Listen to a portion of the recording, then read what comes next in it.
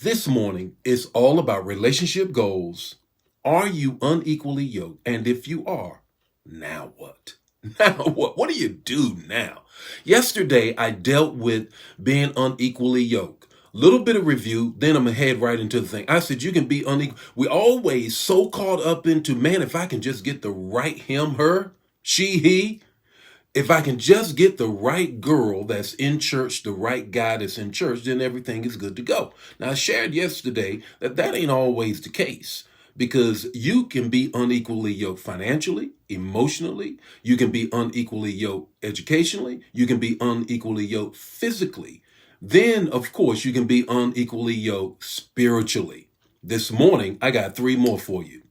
I need you to deal with destiny, sexually, and family. Here's the text. Then we're going to get right into the talk. So always the text, the talk, and the takeaway.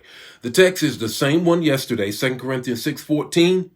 Do not be unequally yoked. Paul talking to the church at Corinth because they got all kinds of issues going on in the church. They have people who are saved dealing with people who are not saved in relationships, and it's causing all kind of problems in the church. Now, let me repeat to you the analogy that Paul is using because he says this thing about being yoked and it's so familiar to them during biblical times. Now, during biblical times, the ox was the beast of burden.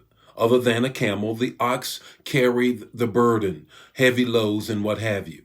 Now, the yoke that was on the ox's back or shoulders, they would be two together. Then they would have reins with the person sitting on the cart that carry the burden.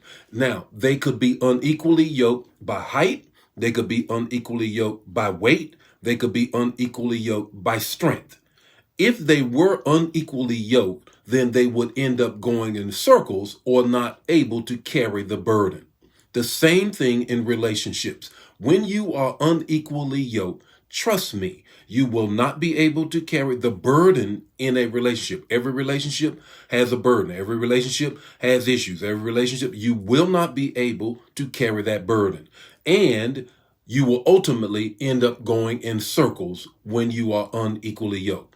I am speaking truth here, and I want you to grab this here.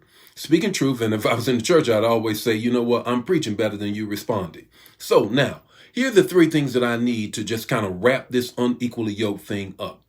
Are you unequally yoked? And if you are, now what? You can be unequally yoked with the destiny on your life. With the destiny on your life. Both of you could be going in two different directions. Two different directions, only because of how you see life and how they see life.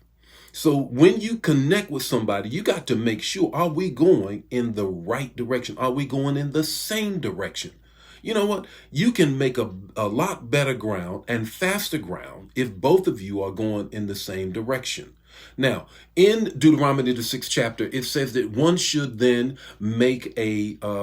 you should teach your children, and they're going out and they're coming in. When they sit along the way, when you walk along with them.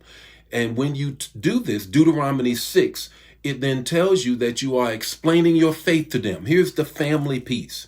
When you connect with somebody, whether it's in marriage, whether you're just rolling along, whatever the case may be, you connect with their family too. You connect with their family as well. So this is the area in which you need to know, you know what? Are we equally yoked from a family point of view? Now, that's not a showstopper if you're not. If you're one from a single family, a single parent family, and another from a traditional family, you're from a same-sex family, and now you're coming out of that whole thing. If you're coming out of one type of a family, and then you're moving into another, divorce or traditionally been married forever, whatever the case may be, that's not a showstopper, but it is information that you need to know that we come from two totally different family backgrounds, and that's going to require us to work on this unequally yoked situation. Okay, so now here's the third thing that I need you to grab. I need you to grab a hold, put your seatbelts on, because we're about to go for a ride. Get on your roller coaster. It's going to get bumpy right about now. Did you know that you can be unequally yoked sexually?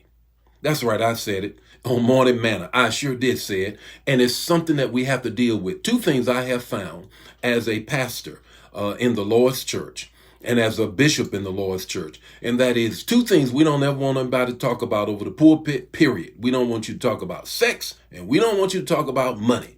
And both of those are areas in which break down relationships. So let's get at it. Are you unequally yoked sexually? When you come into a relationship, you bring with you your understanding of what intimacy is and what sex is. You bring with you your experiences and everybody you've been with, or if you've not been with anyone. You bring with you what you were taught by your family, and you bring with you what you understand Scripture as to say. Now, Scripture says the two shall become one. The way you become one is physically, as well as emotionally and all the other areas. Physically, the interaction and intercourse is the time in which you become one. Now, we have so many taboos about sex. And we don't understand all that God is bringing to bear in the world and in the whole understanding of sex. So therefore, you can come with one understanding and another person can come with another understanding. And then when you come together in a marriage situation and you say, oh my God, I thought it was going to be this, that, or the other. It's none of what I thought it was. Why? This is how you should have taken care of it. In my church, we do a thing called Prepare Enrich.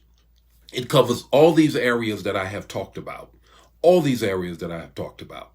And one of the things that in the survey that it takes, it gets into this whole thing about how you view intimacy. How do you view sexual intercourse? What lens do you look at it through? Have you been involved with pornography to the point that you now see everything through that lens? Have you only looked at it through a traditional lens? What is it? Now you say, now Bishop, how in the world can I then deal with being unequally yoked sexually if I'm not supposed to be engaged with sex before I get married? You talk about it, just like I'm talking about it right now. It's something we don't ever want to talk about. We said we're going to get married, we're going to get involved, and man, everything is going to be great. And you will find that is not the case because you did not deal with how each other looks at sexual intimacy and all of that. Now, when you find yourself in that situation, then you've got to work through it. You got to work through it. There's nothing wrong with talking about being equally yoked sexually before you ever get into the marriage. Ask somebody married if they would be honest and tell you how long did it take them to work through that unequally yoked situation sexually. I'm preaching better than you responding. I surely am. So the fact remains is this, that I must be equally yoked. I must be equally yoked in the destination and the destiny that we're going, sexually and familial or family-wise. What's your takeaway this morning? Your takeaway is this. Being equally yoked is a process, but you have to determine when the process will no longer bear fruit. Let me say that again. Put it in the chat area so somebody else can get it. Being equally yoked, let me get it right. Being equally yoked is a process, but you have to determine when the process will no longer bear fruit. The Lord be with you. May his face shine upon you and give you peace. If this bless you, bless somebody else. I'll see you Monday with more Morning Manna. Happy Mother's Day to all the moms out there. Got a word for you this Sunday. Please check out Virtual New Life, 9:30 Central Standard Time, Facebook Live, New Life Tube 1. Got a word for you. Have a great weekend. God bless you. Bye now.